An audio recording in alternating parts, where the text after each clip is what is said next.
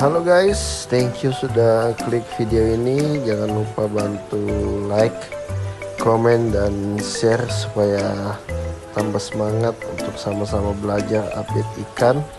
Di sini saya mau nunjukin progres ikan pari saya. Ini waktu lahiran hari pertama. Ini total ada 6 ekor.